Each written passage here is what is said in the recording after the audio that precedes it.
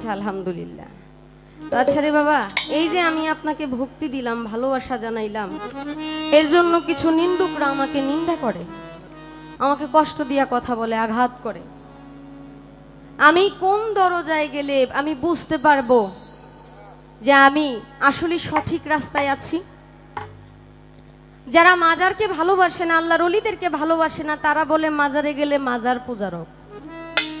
আর যারা মাজারকে বিশ্বাস করে না, অন্য পথে থাকে, তারা বলে তারা বেদিন কাফের। তা আসলে আমি কিভাবে বুঝবো প্রকৃত পক্ষে আমি নবীর উম্মত হয়েছি? আমি কাফের ফতুয়া পেলেও আমার কোনো কষ্ট নাই, আমি যদি নবীর উম্মত হই। আমি যদি নবীর উম্মত হই, আমার একটু জানা দরকার, আমার একটু বোঝা দরকার। আমি একটু বুঝতে চাই আসলে নবীর উম্মত হতে হলে আমার কোন দরজায় যাওয়া দরকার। গুরু আর ভক্তের কখনো কোনো পালা হয় না। গুরুর সাথে ভক্তের হয় প্রেম, লেনদেন, শুধু কেবলমাত্র লেনদেন হয়, ভালোবাসা হয়, এর বাহিরে কিছুই হয় না। যেহেতু আমার গুরুর প্রতি আমার ভালোবাসা, মহব্বত, শ্রদ্ধা, সম্মান আছে, আমার গুরুর প্রতি আমি সম্মান রেখে আমার এই পালাগান করব। আমার এক বড় ভাই বললেন আপনারা একটু উপর থেকে পালাগানগুলো করবেন, কথাগুলো ভক্তের ভূমিকাটা যেন একটু উপর থেকে হয়। আমি যদিও ভক্তের কাতারে এখনো যাইতে পারি নাই, কিন্তু চেষ্টায় আছি আমি যেন একজন মানুষ হতে পারি। কারণ মানুষ হওয়ার জন্য তার ধৈর্যের প্রয়োজন। আমি যে পরিমাণের ধৈর্য ধরি বা ধৈর্য ধারণ করার চেষ্টা করি, আমি জানি না আমি কখনো ভক্ত হতে পারবো কিনা, কিন্তু এই আত্মবিশ্বাস আছে ভক্তের দপ্তর থেকে আমার নাম ইনশাল্লাহ কাটা হবে না। যেহেতু উনি আমার গুরু, গুরুর প্রতি ভক্তের কিছু কাজ থাকে, শিষ্যের কিছু কাজ থাকে। আমার নয়নের জল ছাড়া আমার গুরুকে হাদিয়া, নজরানা আমি আর কিছুই দিতে পারি না। আমার চোখ দেখে আমার গুরু বুঝবে যে এটা আমার ভক্তের নজরানা তার চোখের জলে হয়ে গেছে। কিন্তু এরপরও গুরুর বাড়িতে গেলে মনে হয় আমি যদি আমার গুরুকে অনেক কিছু দিতে পারতাম, অনেক কিছু খাওয়াইতে পারতাম, অনেক কিছু কিনতে পারতাম, তাইলে মনে হয় ভিতরটা শান্তি হইতো। আমার গুরু আমার বাড়িতে কখনো যাবে কিনা আমি জানি না।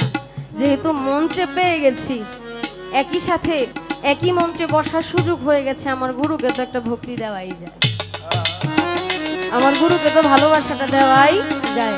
সেই জায়গা থেকে আমার গুরুর প্রতি সম্মান রেখে আমি আমার পালাগান শুরু করব। ধন্যবাদ সকল।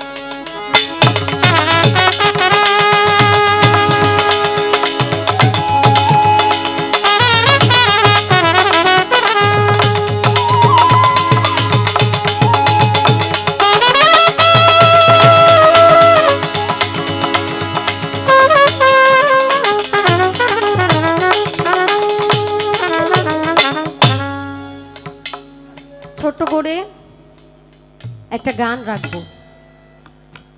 গানটা হলো এমন, আমরা যারা ওলির বাড়িতে যাই আমরা জানি কিছুদিনের মধ্যে অনেকগুলো দরবার ভেঙে দেওয়া হয়েছে, জানেন না আপনারা? আমার কথায় কষ্ট পাইতেছেন বাবারা? কষ্ট পাইতেছেন? আচ্ছা আলহামদুলিল্লাহ। আচ্ছা রে বাবা, এই যে আমি আপনাকে ভক্তি দিলাম, ভালোবাসা জানাইলাম, এর জন্য কিছু নিন্দুকরা আমাকে নিন্দা করে, আমাকে কষ্ট দিয়া কথা বলে, আঘাত করে। আমি কোন দরজায় গেলে আমি বুঝতে পারবো যে আমি আসলে সঠিক রাস্তায় আছি? যারা মাজারকে ভালোবাসে না, আল্লাহর ওলিদেরকে ভালোবাসে না, তারা বলে মাজারে গেলে মাজার পূজারক। আর যারা মাজারকে বিশ্বাস করে না, অন্য পথে থাকে, তারা বলে তারা বেদিন কাফের। তা আসলে আমি কিভাবে বুঝবো প্রকৃত পক্ষে আমি নবীর উম্মত হয়েছি? আমি কাফের ফতুয়া পেলেও আমার কোনো কষ্ট নাই, আমি যদি নবীর উম্মত হই। আমি যদি নবীর উম্মত হই, আমার একটু জানা দরকার, আমার একটু বোঝা দরকার। আমি একটু বুঝতে চাই আসলে নবীর উম্মত হতে হলে আমার কোন দরজায় যাওয়া দরকার, কোন দরজায় গেলে আমি নবীর উম্মত হতে পারবো। সেই জায়গা থেকে আমার একটু জানার বাসনা নিয়ে প্রথম সুরে সুরে আমার গুরুর কাছে একটা কিছু জানতে চাই। কি হইল ভাই? হ্যালো, আমি আমার একটা মাইক্রোফোন দিব। হ্যালো হ্যালো, ঠিক আছে, হ্যালো। আচ্ছা, আমি আমার জায়গা থেকে একটা কথা জিজ্ঞেস করতে চাই, জানতে চাই, বুঝতে চাই, এরপর ইনশাল্লাহ দেখা যাক, সময় অনুযায়ী গান হবে। ধন্যবাদ সকলকে।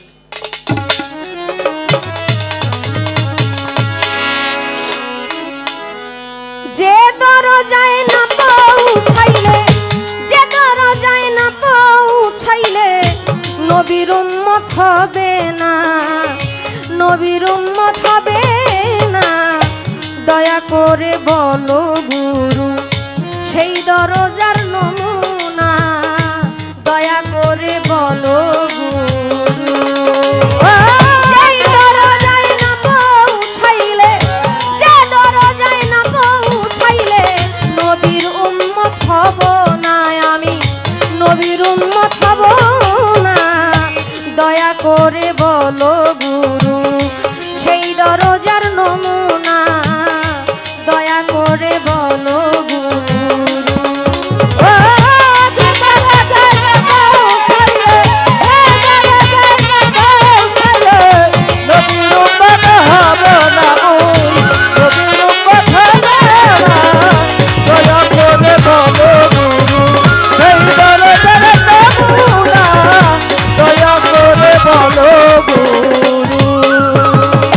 কোন শহরে সেই দরজা, সেই শহরের কে হয় রাজা, সেই দরজা,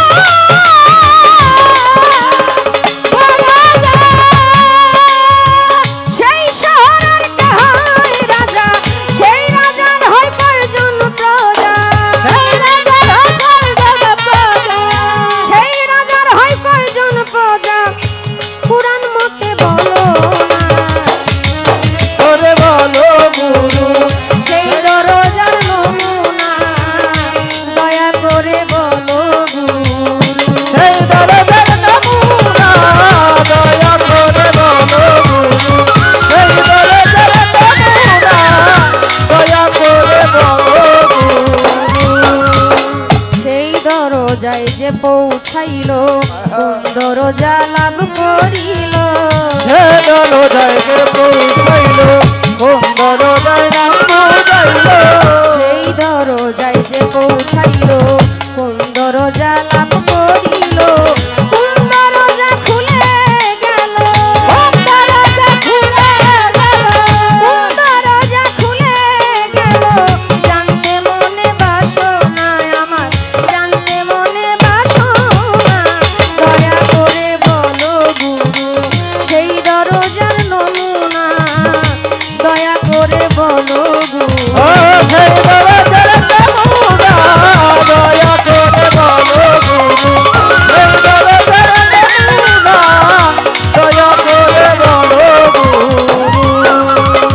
দয়াল নবীর শেষের উক্তি রেখে গেলেন একটি কিস্তি, দয়াল নবীর সাথে রুক্তি রেখে গেলাম লেখি কিস্তি, দয়াল নবীর শেষের উক্তি রেখে গেলেন একটি কিস্তি, সেই কিস্তিতে উঠলে মুক্তি, সেই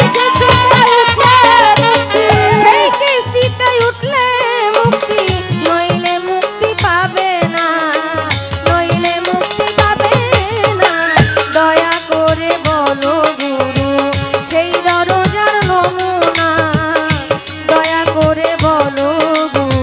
সেই দরজার নমুনা, দয়া করে বলো গুরু সেই দরজার নমুনা, দয়া করে বলো গুরু।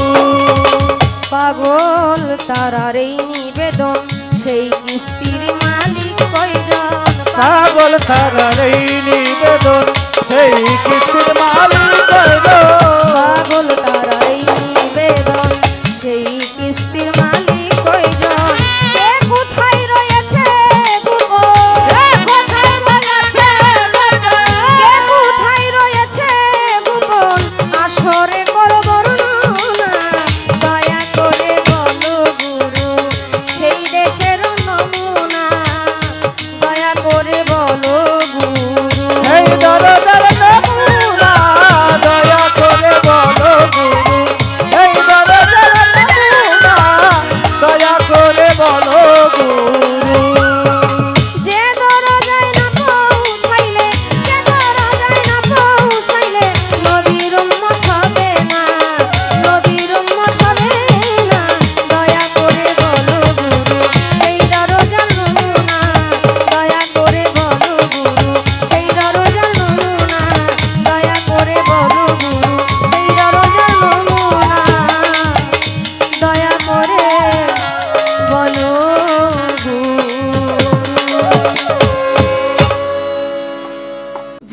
দরজায় না পৌঁছাইলে নবীর উম্মত হবে না। হবে না। দয়া করে বলো গুরু সেই দেশেরই নমুনা। আসলে দেশটা কি এই দেশের মতোই, নাকি এই দেশ থেকে একটু ভিন্ন রকম দেশ? কারণ আমরা মুসলমান অনেকেই বলি আমি নবীর উম্মত। মুসলমান বা ইসলাম ধর্মে যারা আছি তারা সকলেই মনে করি আমাদের শেষ নবী, আখিরি নবী হযরতে আহমদ মুস্তাফা মুহাম্মদ মুস্তাফা সাল্লাল্লাহু আলাইহি ওয়াসাল্লাম। এই নবীর উম্মত দাবি করেও আমরা যে অপকর্মের সাথে নিজেকে লিপ্ত রাখি, আসলে কি প্রকৃতপক্ষে আমরা নবীর উম্মত? নাকি নবীর উম্মত হতে হলে আমাদের অন্য কোনো দরজায় যাইতে হবে, অন্য কোনো রাস্তায় যাইতে হবে? যদি অন্য কোনো রাস্তায় যেতে হয় তাহলে ওই রাস্তাটা আসলে কোনটা? যদি সেই রাস্তায় যাইতে হয় অবশ্যই সেই দেশে একটা রাজত্ব আছে, রাজা আছে, রাজার প্রজাও আছে, অনেক কিছু আছে না? আমার একটু জানা দরকার সেই দেশের রাজাকে, সেই দেশের মন্ত্রীকে, সেই দেশের সেনাপতিকে। যেই দেশে গেলে আমি নবীর উম্মত হতে পারবো, আমি এক সহজ সরল দেশের সন্ধান পাবো।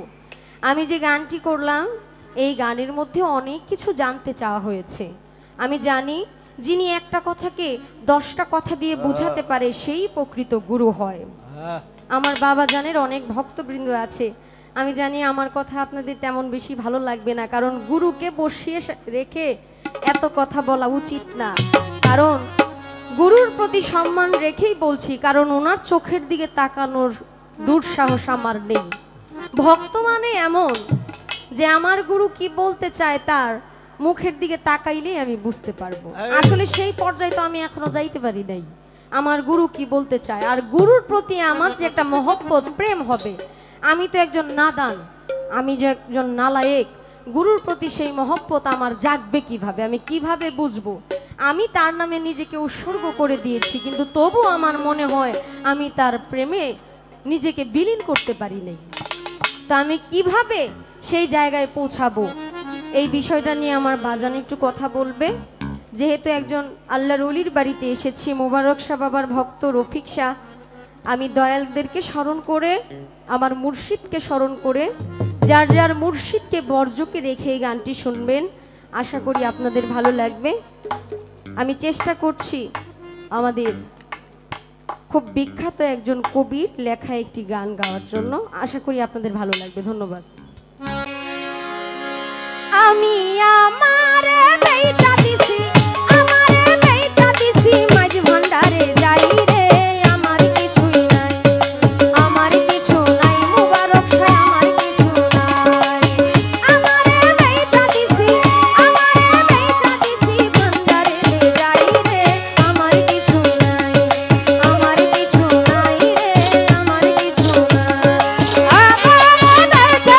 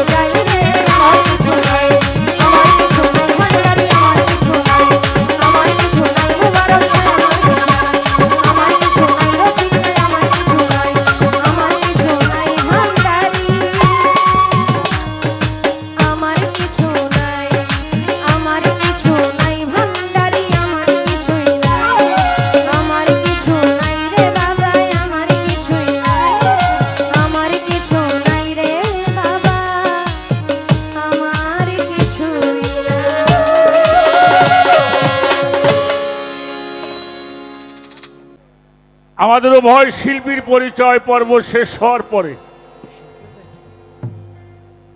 এই দরবার হতে আজকের পালা হচ্ছে গুরু ভক্তের পালা। হ্যালো, বাহ, বাংলাদেশের এই প্রজন্মে বারান, যিনি অত্যন্ত সুখ্যাতি অর্জন করেছেন তার আদবতার মাধ্যমে, সঙ্গীতের মাধ্যমে। বাহ বাহ, জি, বাহ। আমার মা জননী খাদিজা ভান্ডারী ভক্তের ভূমিকা অবতীর্ণ হয়ে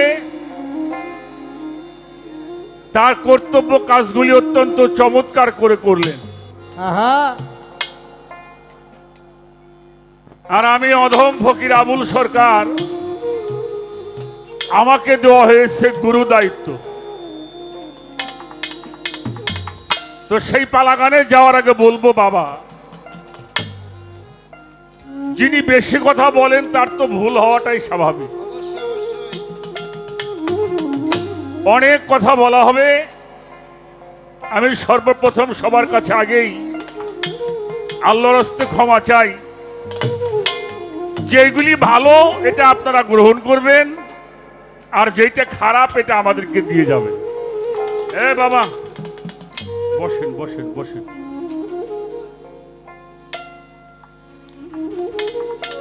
যত বড় ওয়াজিয়ান, যত বড় বক্তা, যত বড় শিল্পী হোক, কখনোই মানুষের মনোরঞ্জন করতে পারবে না যেই পর্যন্ত শ্রোতার সঙ্গে একটা সম্পর্ক না হয়। আহা, তো সেই জন্য আপনারা আমাদেরকে যা দিবেন আমরা তাই দেওয়ার জন্য চেষ্টা করব। আমি একটি গান করেছি, বন্ধনার একটি গান, একটি মহতের গান। সেই গানটা হলো সামান্য তারিফ হবে না, সারা জনম গাইলে গান। চিন্তা করেন, আস্তে আস্তে, হিন্দু মুসলমান, আবার পরেও বলছি চিন্তা করেন যত জ্ঞানবান। আগের কথাই যদিও সাধক গানের ছন্দ মিল করার জন্য রেখেছেন, পরবর্তী যেই কথা বলা হয়েছে এখানে আর হিন্দু মুসলমানের কোনো কথা নাই, সব গোত্রের মধ্যে জ্ঞানী মানুষ আছে, অবশ্যই আছে। হাই,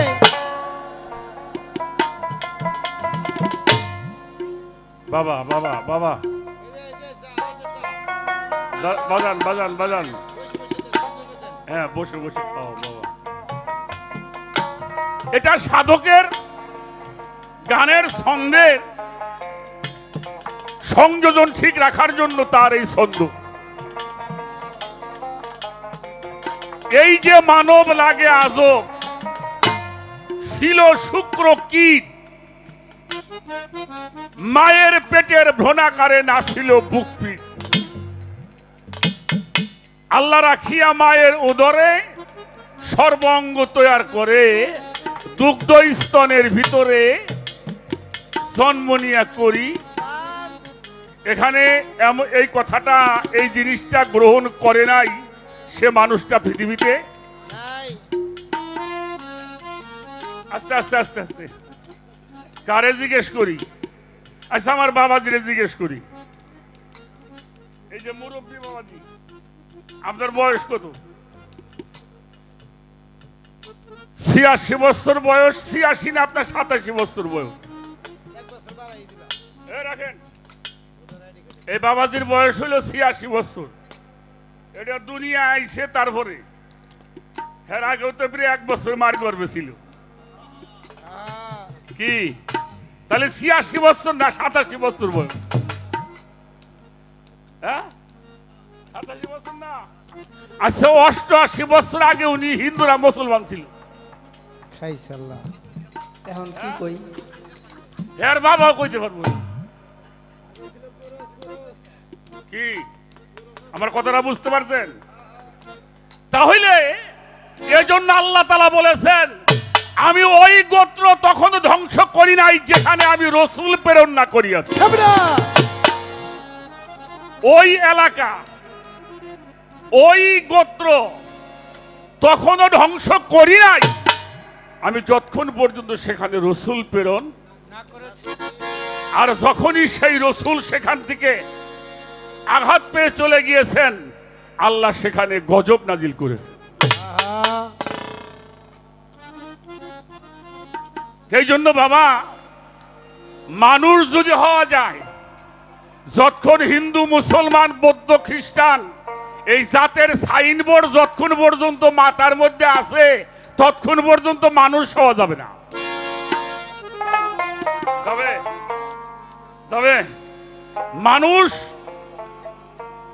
বড় কঠিন জিনিস। আমাদের ময়মনসিংহের একজন সাধক কবি জালালউদ্দিন খাঁ সাহেব, তার একটা গানে আছে, হাত পাও নিয়ে জন্ম নিলেই মানুষ বলে কয় না তারে, মানুষ হইতে কয়জন পারে।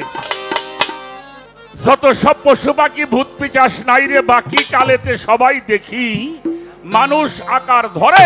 লক্ষ জনই ভ্রমণ কইরা মানুষ হয় তার পরে, মানুষ পশু যাইরে সেনা কেবল স্বভাব কর্ম অনুসারে। আমার কথায় কেউ কষ্ট নিয়েন না। এক সময় আমাদের দেশে সোনের ঘর বেশি ছিল। একটা ইউনিয়নের মধ্যে 5টা বাড়ি পাওয়া যেত, টিনের ঘর ছিল, ঠিক না? আচ্ছা, এখন কি সোনের ঘর আছে? হ্যাঁ, টিনের ঘর এখন বেশি পাওয়া যায় না, বিরাই বিল্ডিং হওয়া দূর, ঠিক না? এখন বাইসাইকেলের চাইতে মোটর সাইকেল বেশি। কথা কন না কেন?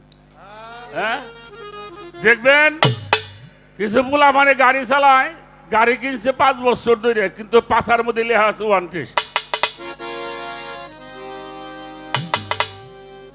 টেস্ট, প্লেট নাম্বার নাই আছে। আমার মতো কিছু মানুষ আছে, ওরা নামে মানুষ, কিন্তু মানুষের প্লেট নাম্বার গায়ে বসে থাকে। আর মানুষ যদি হতে চাও তাহলে মানুষের সঙ্গ লাভ করো। মানুষের হয় করণ ভিন্ন কার্যদায়ে পাবে চিহ্ন, সকলেরই অগ্রগণ্য নিত্য সদাচারে। দেবজীব গুরু ভক্তি জীবে দয়া করে, পঞ্চ প্রেমে থাকলে মাখা শুদ্ধ মানুষ বলে। ভেবে কবি জালাল বলে, এই মানুষের সেই মানুষ মিলে, এক মানুষের কৃপায় কত মানুষ যাবে তোরে। জাতে জাতের একটা মানুষ আসিলে সংসারে, কোটি মানুষ তোরে যাবে ওই আল্লাহর ওলির নামে জোরে।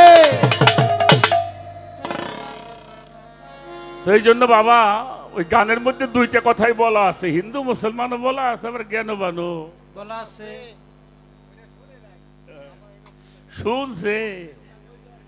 শুনছে শুনে নাই, আপনি একটু কই লইব না। হ্যাঁ, জীবন কাম তো এগুলি। হ্যাঁ, আর একটা প্রশ্ন, উনি আমাকে একটা ভক্তি মঞ্চে করছেন। এটা আমাদের এক সমাজে এক প্রকারের মানুষ এটা ভালো চোখে দেখে না। আবার আমরা যারা একটু এগুলি করি, আমাদেরকে মাজার পূজারি বলা হয়। আমরা কি মাজার পূজারি, বহুত কিছু কয়। ভালো, এইটা নিয়ে একটা জ্বালা যন্ত্রণার মধ্যে আছে, এটার একটা ফয়সালা করতে হবে। আর নবীর উম্মত কিসে হওয়া যাবে, তাই তো? আমার দয়াল নবীর শেষের উক্তি রেখে গেল একটা কিস্তি। কি রাখছে? মাসালা মাসালা আহলে বাইতিহি কামা সাপিসালা মান্দা খালা মিন্নুহি ফানাজ্জি। আল্লাহ রসুল মুহাম্মাদুর রাসূলুল্লাহ সাল্লাল্লাহু আলাইহি ওয়াসাল্লাম উনি বলেছেন, নূহ নবীর সময় একটা প্রলয় হয়েছিল। হয়েছিল কিনা? ওই নূহ নবীর সময় যখন একটা প্রলয় হলো, আল্লাহ তাআলা নূহ নবীকে বলেছিল একটা নৌকা তৈরি করবার জন্য। এটা কোরআন শরীফের মধ্যে এখনো আছে। আমার কথায় বিরক্ত হন বাবারা, আমি 2 মিনিট কথা বলি। যত নবী আসছে নূহ নবীর মতো এত চোখের পানি কোন নবী। নূহর বাংলা হলো ক্রন্দনকারী। এত কান্না করে এত বুঝায়ও একটা মানুষকে ধর্মের পথে আনতে। আল্লাহরে কইল, আল্লাহ আমার এই কষ্ট আর সহ্য হয় না, আল্লাহ আমারে তুমি নিয়ে যাও। আমার একটা কথাও মানুষ। আমার আল্লাহ বলে, নূহ আমার ওই নবুয়তের পোশাকটা তুমি আমারে খুলে দিয়ে দাও। তা নবুয়তের পোশাক যদি খুলে দেওয়া হয় তাহলে তো সে শ্রেষ্ঠের কাতারে থাকতে পারে না। পারে না। আল্লাহ বলল, নূহ একটা কাজ করো। কি কাজ করব? একটা নৌকা বানাও। এই ঘটনা আপনারা সবাই জানেন। তারপরে একটু এই নৌকাটা গভীর ছিল 40 হাত আর 120 হাত ছিল লম্বা। কিস্তি এই নৌকা বানাইলো। মানুষে কয়, নূহ কি করো? কয়, আল্লাহ পানি দিব তো, যারা এই নৌকার মধ্যে উঠ পড়া বাঁচবো। মানুষে কয়, পাগল পাকপেল লাগছে। সেই নৌকা তৈরি হইল, কিন্তু পানি হয় না। তা মানুষে কইলে, এক কাজ করো, ফাঁকা জায়গায় পায়খানা করি। তো ওর চাই নূহ নবী নৌকার মধ্যে বসে বসে পায়খানা করুম। এটা সোয়াব হইব, কাম হইব। আমার কথাগুলি কেউ খেয়াল করে শুনবে। এই নূহ নবীর নৌকা পায়খানা করতে করতে মানুষ ভরে ফেলেছিল। আল্লাহরে কয়, আল্লাহ এমনি মানুষ আমারে মানে না, বানাইলাম নৌকা, দিলে না পানি, এখন মানুষে পায়খানা করে। আল্লাহ কইলে, একটু ধৈর্য ধরো। আমি ছোট করে বলতেছি, 80, 90, 95 বছরের এক বুড়ি, ওই যে আগে দেখতেন না বেকা হয়ে মানুষ হাঁটতো, বুঝে বুড়ি নাতিন দেখো যাই একটু আইগে থুই আসি, এটা সব হবে না। তো সিঁড়ি বাইয়ে উইটা ওই গুড়ের উপরে বসে গেছে, টুপুত করে বইরে গেছে। ও তো অল্প 40 হাত। বাবা যেই নৌকার মধ্যে পড়ে গেছে 85-90 বছরের বুড়ি 18 বছরের যুবতী হয়ে গেছে। সুবহানাল্লাহ, সুবহানাল্লাহ। আচ্ছা, কোন দিক কি অবস্থা? এই দেখেন কিরামতি শুরু হয়েছে। নাতি কয়, দাদি তুমি কিরা? কইলে, আমি তোর দাদি। এটা কি? কয়, আরে কথা কইস নে, এটা রহমতের নৌকা। সুবহানাল্লাহ, সুবহানাল্লাহ। আগে আসলে পায়খানা নৌকা না, কি হয়েছে? রহমতের নৌকা হয়েছে। গেছে বাড়ি, বুড়া কয়, তুমি কিরা? কইলে, আমি বুড়ি। এ তুমি দেই সারি। বলে, তুমি শিগগির যায় ডুব দেয়ছো, নাহলে কিন্তু আমি চলে যাবার। বুড়া কয়, বুড়া গেলে বোয়ারামু। হ্যাঁ যায় ডুব দিছে, সে 22 বছরের যুবক হয়ে গেছে। সুবহানাল্লাহ।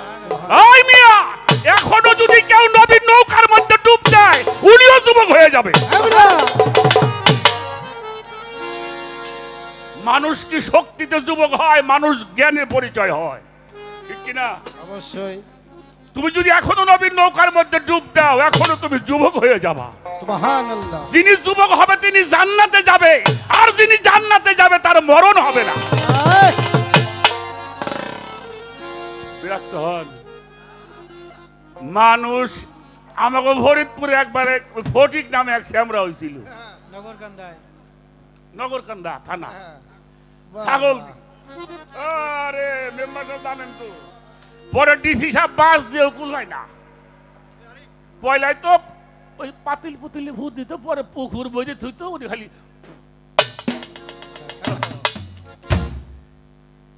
তাই এই অবস্থা। আর দেখেন দুনিয়ার যা বুইরা আসলে ডুব দিয়ে সব কারো অসুখ বেশি করলে একটু খায় হাইরে যায়, পরে দূর দূরান্তর মানুষ খবর হইনে গেছে যায় দেদের মধ্যে গু নাই। আমাকে সুশান্ত গায়ের সেবা করে, ওরা যায় নৌকার ভিতর গাঙ্গেতে পানি আইনে ধুয়ে একটু খায়, একটু বোতল করে বাড়ি নেয়, ওরাও তাজা হয়ে যায়। ইমন চকচকা হইছে নৌকা। নুহুরে কয় আল্লাহ, ও নুহু এখন কি মনটা? আর নুহু কয় না আল্লাহ আপনি খুব ভালো দেখতেছে। আমার রাসূল বলেছেন আমার উম্মতের জন্য, আমার উম্মতের নাজাতের তরি হইলে আমার আহলে বায়াত, আহলে বায়াত, আহলে বায়াত। যারা ওই নৌকার মধ্যে উঠবে তারা কখনোই হালাক হবে না, তারা হবে জান্নাতি। সুবহানাল্লাহ। আমি তোমাদের জন্য দুইটা ভারী বস্তু রাখলাম, একটা হলো কিতাব আল্লাহি কিতাব, আর একটা হলো আমার আহলে বায়াত, আহলে বায়াত, আহলে বায়াত। সেই আহলে বায়াতের ধারায় যেই সমস্ত ওলিরা দুনিয়াতে আসছে তাদের কাছে আত্মসমর্পণ করলে নবীর উম্মত হওয়া যাবে। সুবহানাল্লাহ। কি বলেন? যতক্ষণ পর্যন্ত এখানে আত্মসমর্পণ করবে না, আত্মসমর্পণকারী হলো মুসলমান। আত্মসমর্পণকারী মুসলমান কার কাছে করবেন? নবীদের সময় নবীদের কাছে আতি আল্লাহু আতিউর রাসূল ওয়ালিল আমরি মিনকুম। আমার রাসূল এবং ওলিদের কাছে যারা আত্মসমর্পণ করলো তারাই হয়ে গেল নবীর। যারা এটা করে নাই তারা নবীর উম্মত হইতে পারে নাই। এই জন্য বাবা, মুসলমান যদি হতে চাও আগে আত্মসমর্পণ করতে হবে নবীদের সময় নবীদের কাছে। আর বেলায়েতের যুগে আমার মাওলা আলী ফাতেমার ঘর থেকে যেই সাজরা নামা আসছে এরা সবাই আমার নবীর সন্তান। আর যারা নবীর সন্তানের কাছে আত্মসমর্পণ করলো তারাই হয়ে গেল মুসলমান। এরা হইল নবীর নবীর উম্মত। কারে কয়? নবীর মতে যার মত তিনি হইল নবীর নবীর মতে যার মত। যেই গুরু, যেই মুর্শিদ, যেই পীর যিনি দাইমি সালাত শিক্ষা দেওয়া জানে না তিনি প্রকৃত গুরু হতে পারে না। পবিত্র কোরআন শরীফের সূরা মারিজের 23 নম্বর আয়াত আল্লাহ বলেছেন, ইন্নাল মুসাল্লিনা আল্লাযিনা হুম আলা সালাতিহিম দাইমুন। অর্থাৎ যারা দাইমি সালাত শিক্ষা দেয় তারাই হলো প্রকৃত গুরু। যিনি দাইমি সালাত শিক্ষা দিতে জানে না, দাইমি সালাত যে বোঝে না, তিনি প্রকৃত গুরু হইতে পারে না। আমার একটা গান মনে পড়ছে, গানটা গাইয়ে বসে আলহামদুলিল্লাহ।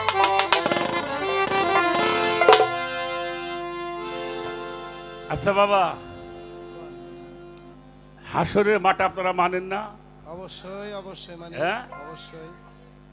সেই সময় যে পাপ করে মাপ চাইলি কাম হইব? মাপের ব্যবস্থাও এখান থেকে কইরে যাইতে পাপটা যেমন এখানে করছাও মাপটাও তোমাকে এখান থেকে চাইয়া যাইতে হবে। গুনাহ খাতা মাপ করাইয়া মর, নবীর হাদিস পর। গুনাহ খাতা মাপ করাইয়া মর, গুনাহ খাতা মাপ করাইয়া মর, নবীর হাদিস পর। গুনাহ খাতা মাপ করাইয়া মর, গুনাহ খাতা মাপ করাইয়া মর, নবীর হাদিস পর। গুনাহ খাতা মাপ করাইয়া মর। ওরে হাত দিয়া নায়েবের হাতে,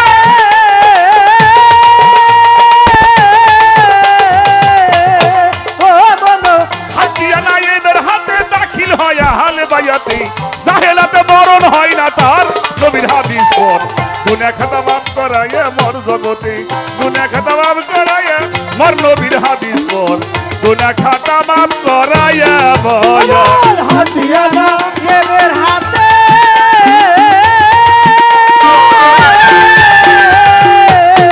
ও বলো হাত দিয়া নায়েবের হাতে, জয় জয় হরে ভাই সাহেলালে মৃত্যু হলে তার, নবীর হাদিস পর। গুনাহ খাতা মাপ করাইয়া মর, ওরে গুনাহ খাতা মাপ করাইয়া মর, নবীর হাদিস পর। গুনাহ খাতা মাপ করাইয়া মর।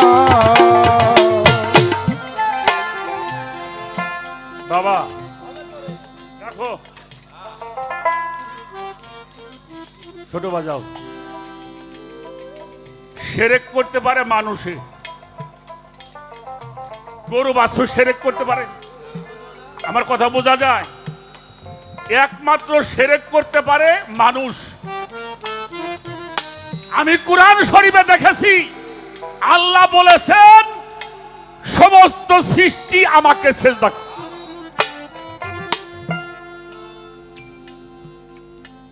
সমস্ত সৃষ্টি কি করে? জিন, ফেরেশতা, মানব দানব, সিগাল, কুকুর, 18,000 মাখলুকাত আল্লাহকে সিজদা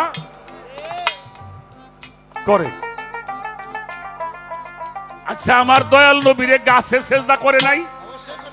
করে নাই? করছে। বৃক্ষ নবীরে সিজদা করে নাই? আবু জেহেল বলেছিল, মুহাম্মদ যদি এই বৃক্ষ, খেজুর বৃক্ষ তোমাকে সালাম করে, তাজিম করে, সম্মান করে, তাহলে বলবো তুমি আল্লাহর নবী।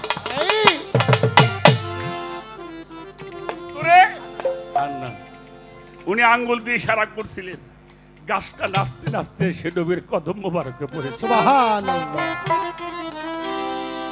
আমার হুজুর ইশারা করলেন, আবার গাছটা জায়গায় গিয়ে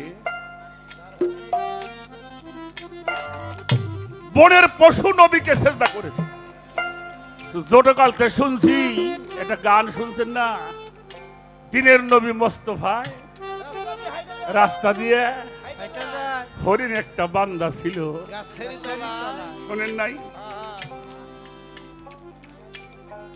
যারা যেই হরিণ আমার নবীর কদম মোবারক চেটে একটু ঘাম খেয়েছিল, কস্তুরি হয়ে গেল। সুবহানাল্লাহ। ও বাবাজি, যারা 18,000 মাখলুকাত সিজদা করে, একমাত্র আবু জেহেল যারা তার নবীকে সিজদা করে নাই। চন্দ্র সূর্য নবীকে সিজদা করেছে, করে নাই? হাতের ইশারায় চন্দ্র 2 খণ্ড হয়েছে। সেই নবীর উম্মত আমরা। আর সেই নবী নিয়ে কত কথা আমাদের সমাজে বলে। কোরআন শরীফের একটা সূরার নাম হলো সূরা হুজরাত। যাদের কাছে মোবাইল আছে খোলেন, আমি বলি, দেখেন মেলে কিনা। সূরা হুজরাত 2 নম্বর আয়াত। রাসূল পাক সাহাবাদের নিয়ে বসে আছেন। বনি তামিম গোত্রের থেকে একজন মানুষ আমার হুজুর পাকের কাছে আসলেন। ছোট, খুব ছোট বাজাবা, বাজানটা বিরক্ত হন। আমার হুজুর পাকের কাছে আসলেন, ইয়া রাসূলুল্লাহ, আমাদের একজন নেতার দরকার। এই এলাকায় যদি, এই যে আমার বাবা যান রফিক শাহ বাবা, আমার মুবারক শাহ বাবার খলিফা, তাই তো? এই এলাকার মানুষ তার সঙ্গে যোগাযোগ করত। আমাদের একজন নেতা তৈরি করে দেন, যাতে আমরা তার সঙ্গে, সবাই তো আসতে পারে না, অনেক মানুষ মুসলমান হয়েছে। তো রাসূল পাক কাকে পাঠাবে চিন্তা করছেন, হঠাৎ করে আবু বকর সিদ্দিক রাদিয়াল্লাহু আনহু একজনের নাম বললেন। উনি একজনের নাম প্রস্তাব করলেন। হযরত ওমর বলল, না, তোমারটা হবে না, অমুকরে পাঠানো হোক। দুইজনের মধ্যে, দুই ভাইয়ের মধ্যে কথা কাটাকাটি হয় না? এরকম হয় না? এই কথা কাটাকাটি করতে করতে তাদের কণ্ঠ সুর উঁচু হয়ে গেল, দাঁড়ানোর অবস্থা। আল্লাহ তাআলা সঙ্গে সঙ্গে কোরআন শরীফে সূরা হুজরাত পাঠাইলেন। 2 নম্বর আয়াতে বলছেন, হে রাসূল, আপনি বলে দেন যারা আপনার সামনে বসে আপনার কণ্ঠের চাইতে উচ্চ কণ্ঠে কথা বলবে, তাদের আমলগুলি ছিনিয়ে নেওয়া হবে। কি করা হবে? ছিনিয়ে নেওয়া হবে, বরবাদ হয়ে যাবে, মুনাফিক হওয়ার সম্ভাবনা আছে। ছোট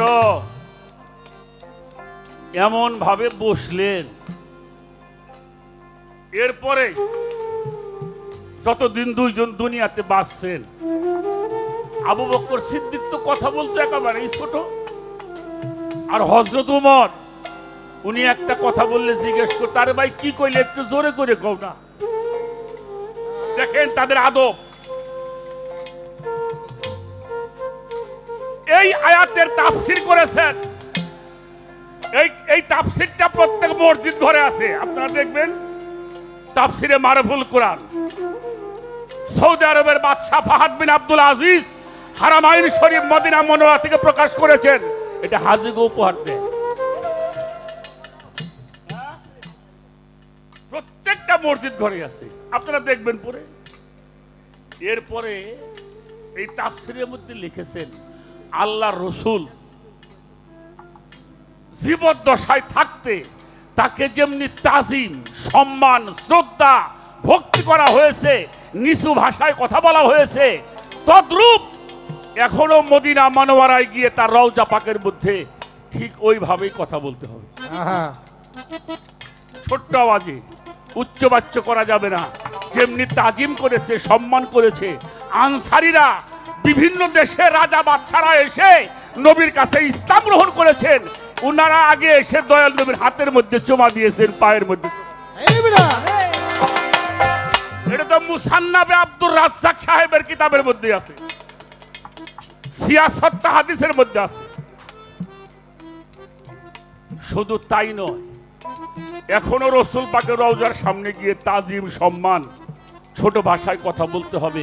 কেননা আমার রসুল পাক এখনো রওজার মধ্যে জিন্দা। জোরে জোরে কোন সুবহানাল্লাহ। রওজার মধ্যে এই আয়াতের তাফসীর করতে গিয়া লিখছেন হক্কানি আলেম উলামা, যারা হক্কানি রব্বানি আলেম উলামা, সুফিদের পীর মাশায়েখদের সাথেও তেমনি আদব সম্মান রক্ষা করে চলতে হবে। কেন চলতে হবে? তারা হইল আমার রসুলের ওয়ারিস।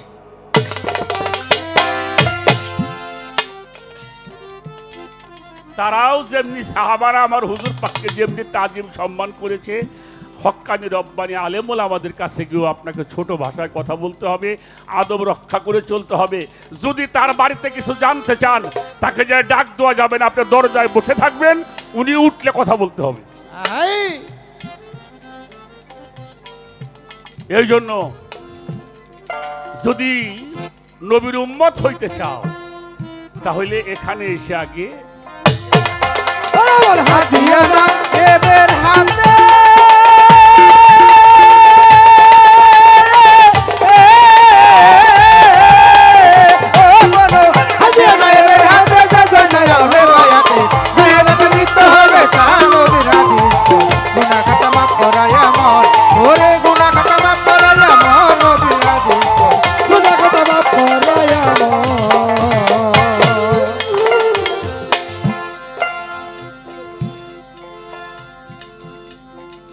ভবের পরে থাকতে তাজা, মাফ করাইয়া গুনার বুঝা, কবর হতে উঠিও হাসো, কবর হতে উঠিও হাসো। ভবের পর থাকতে তাজা,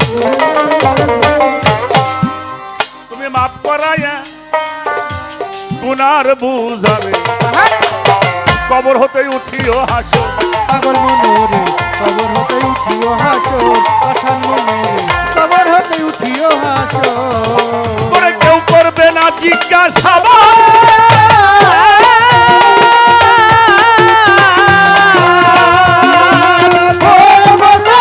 কেউ করবে না জিজ্ঞাসাবাদ, কামেল পীরের হইলে বায়া, কেউ করবে না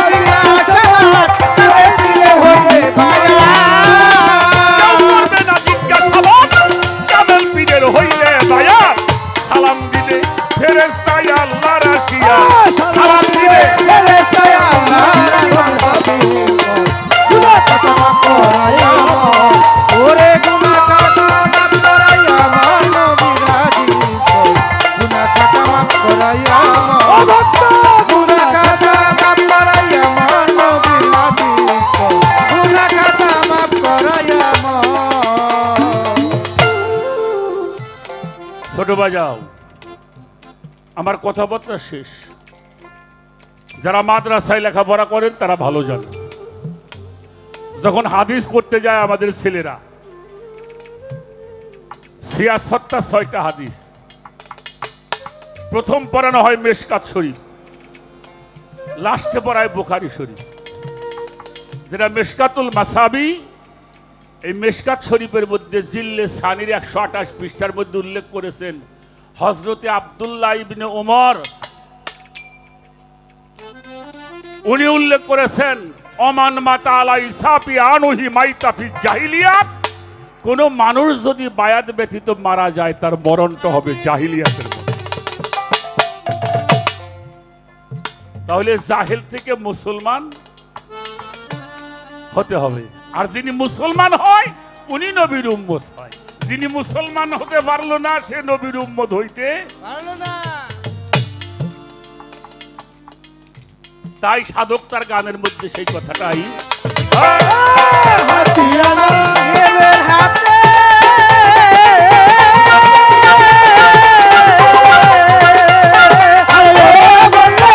হাতিয়ানা এবের হাতে গজায়া হলে জাহেলাতে তুহায় না খাতা পড়ায়া ওরে গুনাহ খাতা মাফ করাইয়া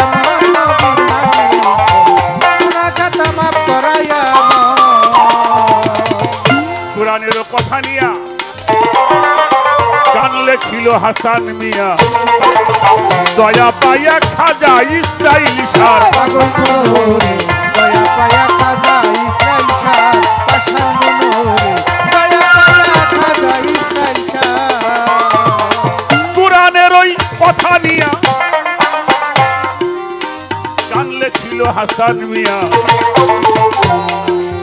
দয়া পাইয়া খাজা ইসরাইল শাহ, পাগল মনোরে দয়া পায়া খাজা ইসরাইল শাহ, পাশান মনোরে দয়া পায়া খাজা ইসরাইল শাহ। এইভাবে যে মানে না পীরের কথা,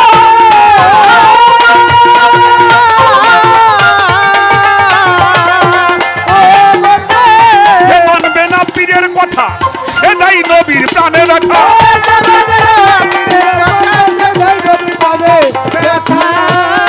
সে মানে না পীরের কথা, সেটাই নবীর প্রাণে ব্যথা। নবীর জন্য আল্লাহ হয় বেজার গো, নবীর জন্য গুনাহ খাতা মাফ করাইয়া বল, ওরে গুনাহ খাতা মাফ করাইয়া বল, নবীর হাদিস গুনাহ খাতা মাফ করাইয়া বল, আরে গুনাহ খাতা মাফ করাইয়া বল, নবীর হাদিস গুনাহ খাতা মাফ করাইয়া বল। ছোট বাজারে পলাশ বাবা, আমার কথায় আপনারা বিরক্ত হন? আচ্ছা, কোরআন যদি কিছুর ফয়সালা করে সেখানে হাদিস লাগবে? হ্যাঁ, হাদিসের দরকার নাই তা বলবো না। যেখানে কোরআন ফয়সালা করবে আর কোনো কথার প্রয়োজন পড়ে না। কেন বললাম? আল্লাহ রসুল বলেছেন কোরআন শরীফের সূরা আশ-শূরা 23 নম্বর আয়াতে, কুল্লা আসআলুকুম আলাইহা আজরান ইল্লাল মাওয়াদ্দাতা ফিল কুরবা, তোমাদের কাছে আমি কিছুই চাই না, এই রিসালাতের পারিশ্রমিকের বিনিময়ে শুধু আমার আহলে বায়াতের মহব্বত চাই। আর সেই আহলে বায়াতকে জানতে হলে আপনাকে একজন কামেল পীর মুর্শিদ আপনাকে গ্রহণ করতে। আমাদের দেশে কিছু মানুষ আছে বাবা, আমি বুঝি না, আমার ভুলও হইতে পারে, তারা কয় কিছু কিছু কথা বললে কয় ওটা তো আগের নবী গো, শরীয়ত ছিল।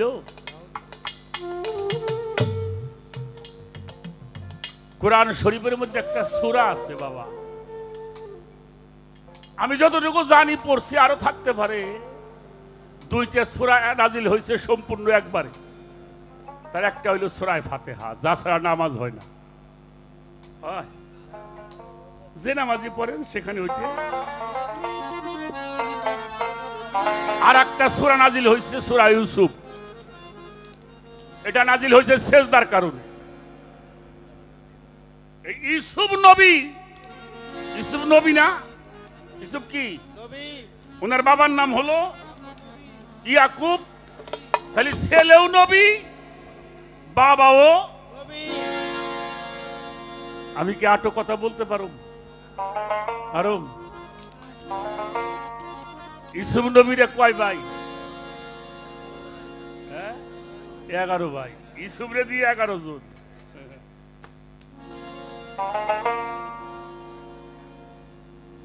6 বছর বয়স,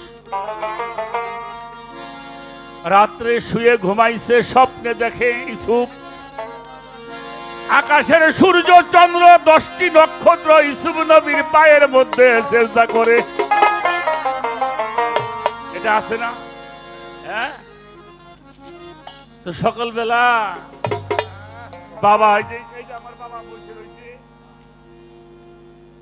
বাচ্চা মানুষ তো বাবার কোলের মধ্যে বসে মুখের মধ্যে হাতাই দিছে। বাবা, বাবা আমি একটা স্বপ্নে দেখছি। বাবা, ইয়াকুব নবী কয়, কি স্বপ্নে দেখেছো? বললে, স্বপ্নে দেখলাম আকাশের সূর্য চন্দ্র 10টি নক্ষত্র আমার পায়ের মধ্যে সেজদা করে। সুবহানাল্লাহ বলেন না? সুবহানাল্লাহ। ইসুফ নবীকে বুকের মধ্যে জড়াই ধরে বলছিল, তুই তো একদিন আল্লাহর নবী হবি। সুবহানাল্লাহ বলবেন? সুবহানাল্লাহ। তুমি একদিন নবী হবা। তবে একটা কথা বলি বাবা,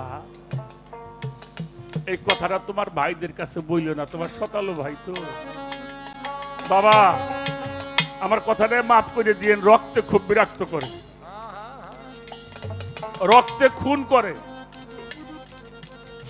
কিন্তু যারা তরিকার ভাই তারা কোন দিকে কাউরে খুন করে না, করে না। কথাটা জানাজানি হয়ে যাওয়ার পরে তার ভাইয়েরা ইসুফকে মেরে ফেলবে, এটাই সিদ্ধান্ত নিল। দেখেন রক্তে কি করে। অনেক বড় ঘটনা বলুম না, ওনাকে যেভাবে নিয়ে গেল হরিণ শিকারের কথা বলে, বাবা দিতে চাইল না। যখন উনি তো বুঝতে পারছে যে আমার ছেলের ওরা বাঁচাই রাখবো না, আল্লাহ বলল, হে নবী, আমার উপরে সবকিছু অর্পণ করা, আমি আল্লাহ হেফাজত করব। সুবহানাল্লাহ। বাবা, আমি আল্লাহর উপরে সবকিছু অর্পণ করতে পারি না, আল্লাহ আমার হেফাজত করলো, দিয়ে দিলেন। দেখেন ইসুফ নবীকে কুয়ার মধ্যে ফেলে দিল, দেয় নাই? ইসুফ নবী বাঁচে নাই। এই জন্য মুরব্বীরা বলতো, রাখে আল্লাহ, মারে কে? যদি আল্লাহ রাখে তারা কেউ মারতে পারবে না। বাবা দেখেন, সেই ইসুফ নবীর কারণে ইয়াকুব নবী কানতে কানতে দুইটা চোখ কানা হয়ে গেছিল। বাবার দুইটা চোখ, কারণ আপনার বাবার 100 বছর বয়স, 5 ভাই। বাবা যদি মারা যায়, বাবাকে কান্দে করে আপনি সুন্দর মতো সমাধি করলে এটা ছেলেদের জন্য ভালো। বাবা, বাবা,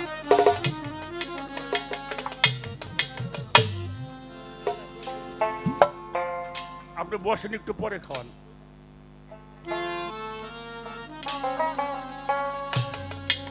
এই জন্য তো আমাদের গান নিয়ে মানুষ কথা বলে। দেখেন কোরআনের কথা হচ্ছে, তারপরে আমরা একটু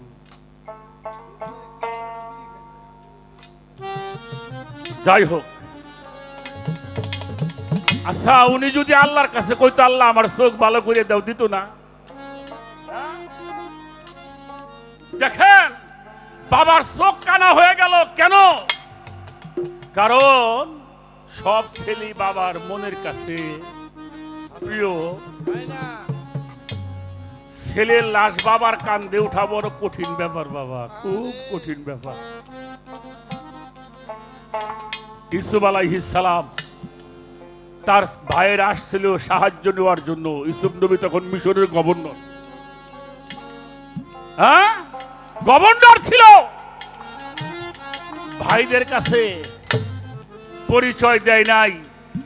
যাওয়ার সময় জামা খুলে দিয়ে বলছিল, আপনার বাবার সামনে, চোখের সামনে ধরলে জামাটা আপনার বাবার চোখ ভালো হয়ে যাবে। সুবহানাল্লাহ। ছেলেরা তাই করলো।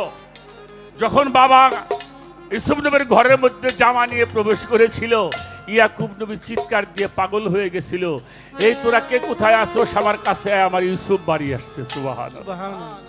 ছেলেরা বললো, বাবা ইউসুফের পাও কোথায়? বলে ইউসুফের গায়ের গন্ধ পাইতেছি। এটা শুধু বাবা আর ছেলে নয়, এখানে গুরু শিষ্যর একটা প্রেম।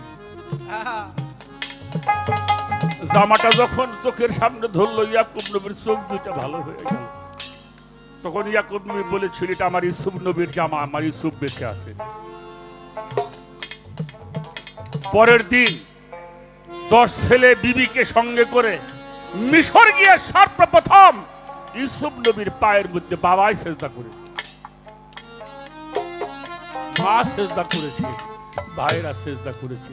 ইউসুফ নবীও বাবারে মারে সিংহাসনে বসে তিনিও বাবা মায়ের কদমের মধ্যে চুমা।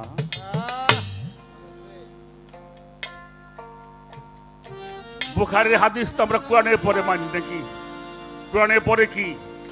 বুখারী হাদিস। এই বুখারী শরীফ হাদিসের মধ্যে হযরত ওমর ইবনুল খাত্তাব রাদিয়াল্লাহু আনহু উনি একটি হাদিস বর্ণনা করেছেন, আল মুমিনু আকরাবু মিনাল কাবা, আল্লাহর ওলিগণ খানায় কাবা হইতে অতি উত্তম। সুবহানাল্লাহ।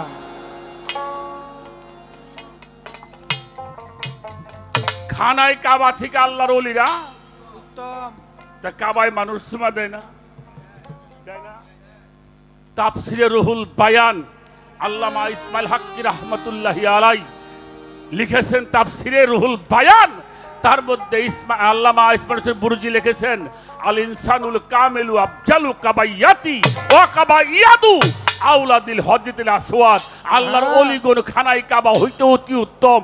কোন ভক্ত যদি তার পীরকে রসুল মানিয়া, মুর্শিদ মানিয়া, নূরে মুজাসসাম মানিয়া ফানাপে শায়ক অবস্থায় যদি হাতের মধ্যে সুমা দেয়, পায়ের মধ্যে সুমা দেয়, আমার আল্লাহ বলছে ওই ওলের স্পর্শে আমি তার জীবনের সব গুনাহগুলি মাফ করি।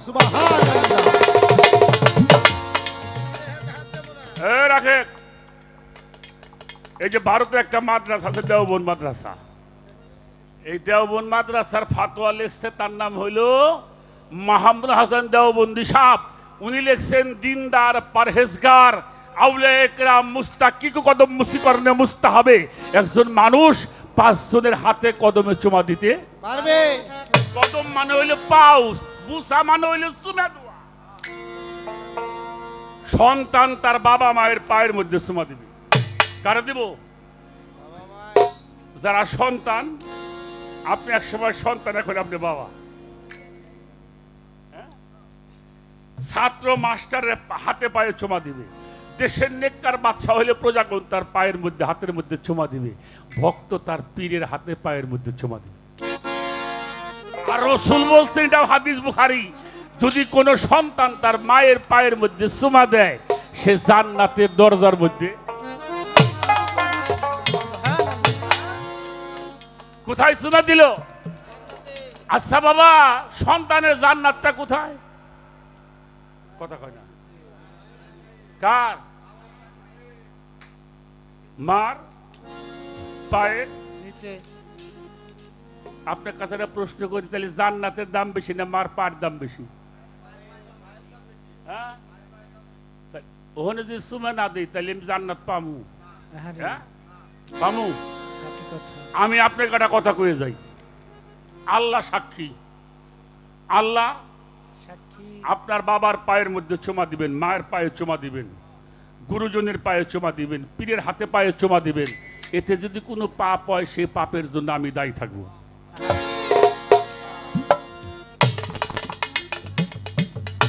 তুমি দলিলটা কি করবে? তো এই পাপের ভাগে আমি, পাপের দায়িত্ব আমার।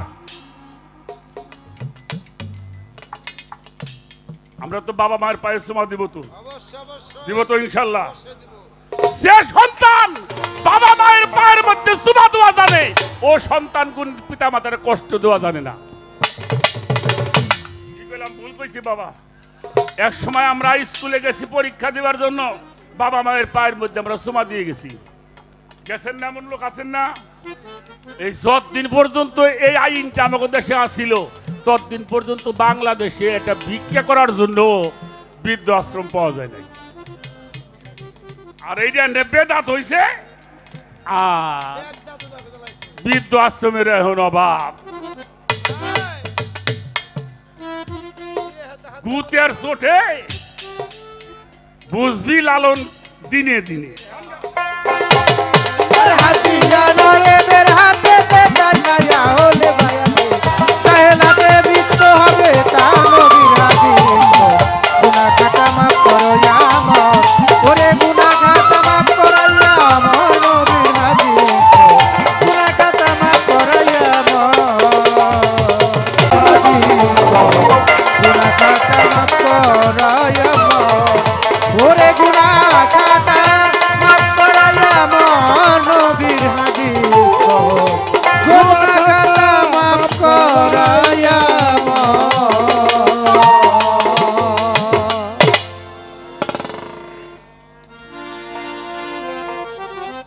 আর একটা গান করে বসে দেখা যাক।